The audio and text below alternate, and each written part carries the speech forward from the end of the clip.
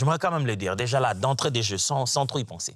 Tu n'as pas besoin de te sentir prêt pour faire ce qui est juste dans la vie. Tu n'as pas besoin de te dire, bon, OK, là, voilà, je suis prêt aujourd'hui, je me sens, j'ai envie de jeûner. Non, ce n'est pas possible. Jeûner, c'est utile, même quand ton corps te dit, j'en ai pas envie. Prier, c'est utile, même quand ton corps te dit, c'est pas le meilleur moment, tu choisirais pas autre chose. Aller voir les frères et sœurs, appeler des gens, maintenir des relations, c'est utile. Tu ne peux pas vivre une vie où le carburant, ce sont tes émotions. Tu ne peux pas carburer aux émotions. Tu n'iras pas loin dans la vie. Les émotions changent, mais l'obéissance, ça doit rester constant pour nous construire. Les émotions, ça vient, ça part. Mais quand on obéit à Dieu, c'est comme ça qu'on bâtit un caractère. Quand on reste discipliné, quand on reste routinier en train de faire la bonne chose, c'est comme ça qu'on grandit. La discipline, quand on la regarde, elle ressemble beaucoup plus à un oui qu'on a dit à Dieu, pendant que notre corps nous a dit, est-ce qu'on ne peut pas reporter? Je vais mettre ça dans un contexte. Être discipliné, c'est dire, j'avais dit oui, je vais le faire. Pendant que tout dans notre sentiment nous dit, je ne suis pas contre. Vous savez, les émotions ne sont jamais contre nos intentions. Les émotions ne sont jamais contre nos intentions. Mais ce qu'elles font, c'est qu'elles les reportent. Elles se mettent à les gérer.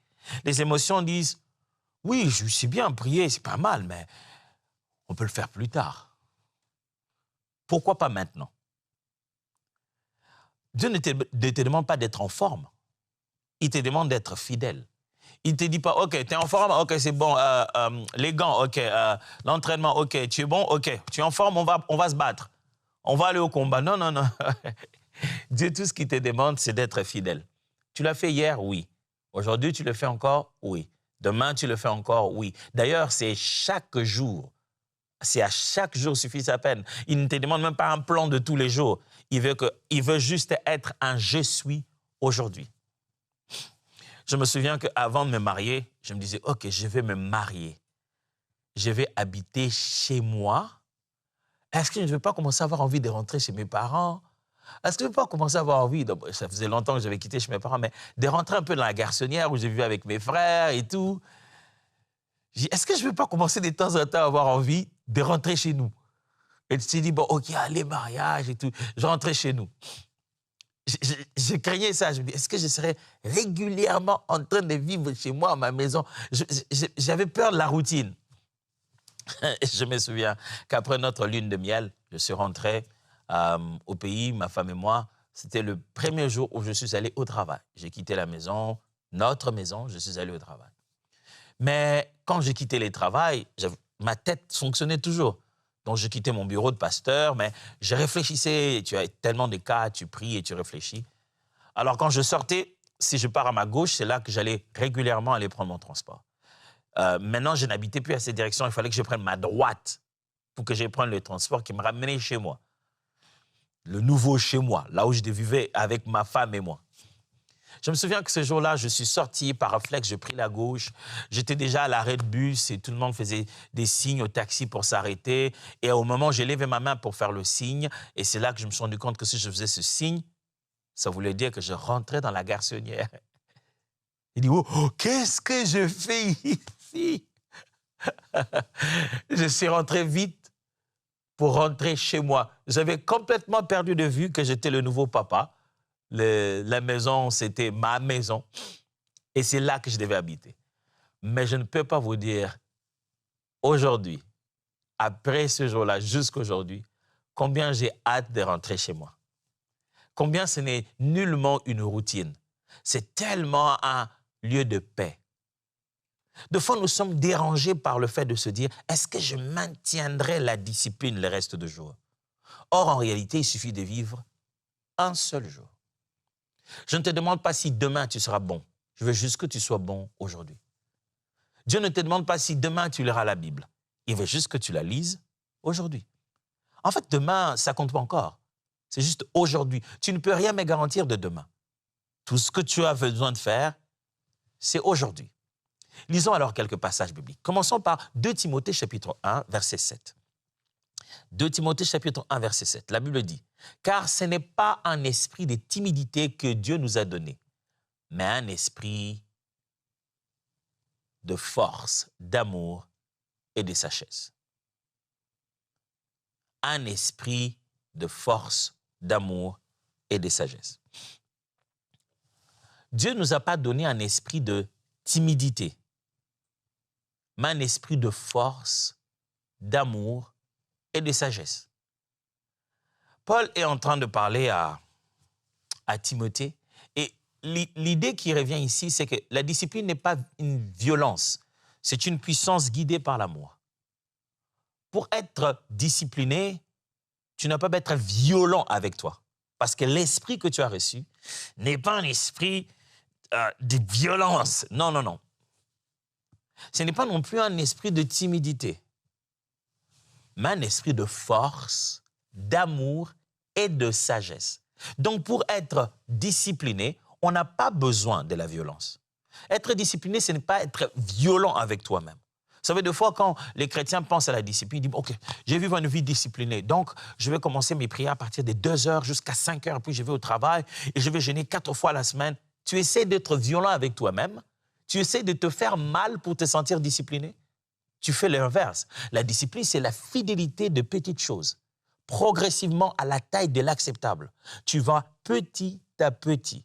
Tu fais ce qui devait être fait, petit à petit et régulièrement. Il est bon pour toi d'avoir une discipline régulière et abordable que d'essayer de te faire souffrir pour une chose que tu ne feras jamais de toute ta vie.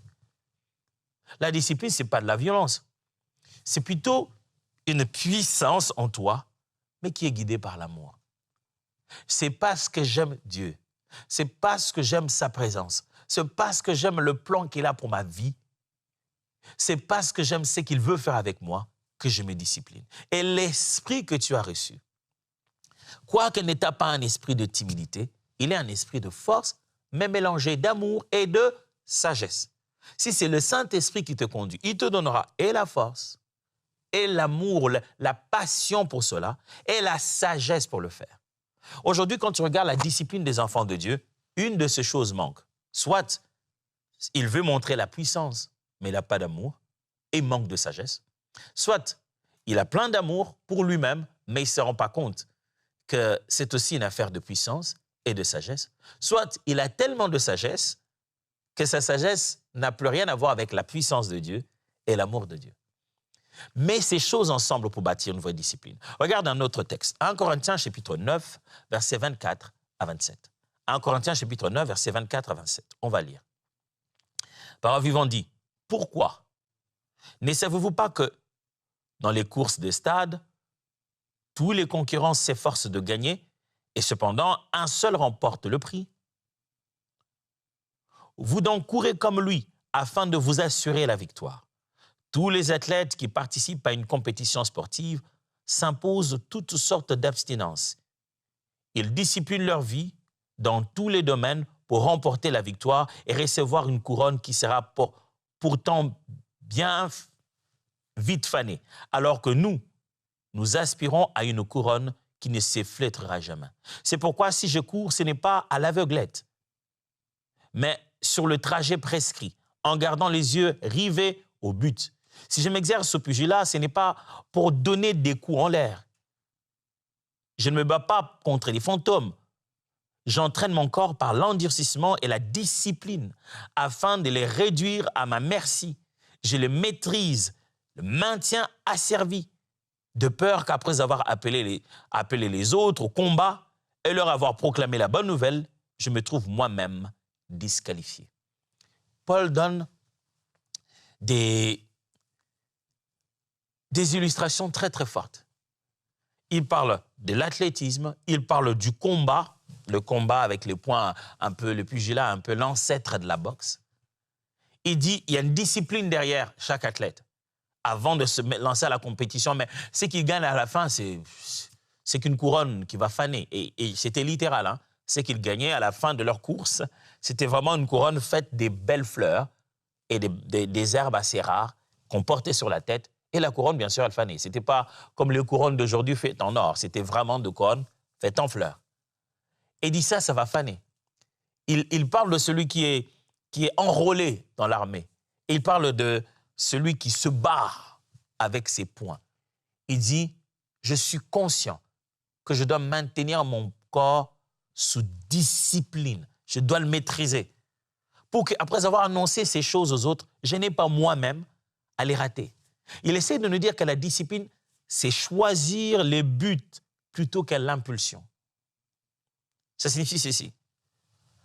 Quand on est discipliné, on se dit d'abord que je le fais pourquoi? Paul dit, ce qui me pousse à être comme ça, à être dur avec moi-même, me discipliner comme il se doit, le but, je choisis les buts. Je ne veux pas avoir appelé les autres, avoir poussé les autres à venir dans ce combat, à comprendre la bonne nouvelle et que moi-même, au point d'arriver, je ne puisse pas avoir accès. Non, je ne veux pas ça. Mon but à moi, en faisant tout ceci, c'est que le jour où il viendra, moi-même, je prenne part à l'évangile. Si votre but n'est pas clair, même si vous tentez de vous discipliner, vous allez vous fatiguer très vite. Le but, la discipline ne se base pas sur vos impulsions du moment. Ah, j'ai juste envie, bon, allez, je vais perdre 20 kilos pour que j'entre dans ma robe. C'est bien, mais est-ce que le but est suffisant? Si le but n'est pas suffisant, n'est pas urgent, n'est pas puissant, vous n'allez pas pouvoir maintenir la discipline. Un dernier texte, Hébreux chapitre 12, verset 11.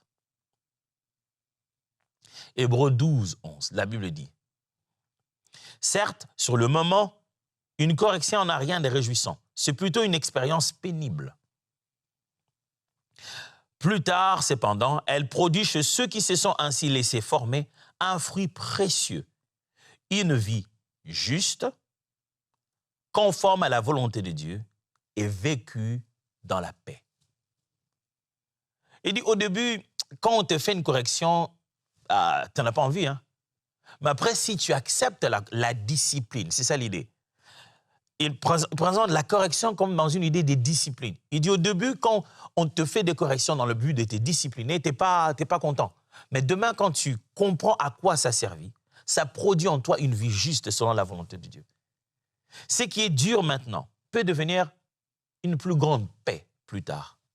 C'est qu'aujourd'hui, tu souffres avec un disant, ah, j'ai prié, mais je somnole maintenant parce que je faisais des veillées la nuit, maintenant je somnole. Aujourd'hui, ça peut être pénible, mais demain, ça peut t'apporter tellement de paix. Je peux vous dire, mes frères et sœurs, qu'aujourd'hui, moi, votre frère, je ne bénirai jamais assez le Seigneur pour toutes les disciplines par lesquelles je suis passé dès le début de ma foi, mais aussi même dans mon éducation en tant que personne. Chacune de ces disciplines, j'en ai finalement découvert l'utilité. Il me le fallait. Et aujourd'hui, je chéris la discipline, j'aime la discipline. Et chaque fois, je suis en quête de la bonne motivation, le bon but pour commencer la discipline appropriée. Pourquoi tu n'es pas discipliné? Parce que tu laisses tes émotions te diriger? Parce que tu veux le faire quand tu le sens? La foi chrétienne ne se vit pas comme ça. Tu veux être un disciple de Jésus? Est-ce que tu n'entends pas combien ça rime avec discipline? Disciple. C'est vraiment ça l'idée. C'est ceux qui apprennent une discipline auprès d'un maître, qui apprennent de façon disciplinée. Si tu es disciple de Jésus-Christ, ce mot discipline doit rimer avec toi.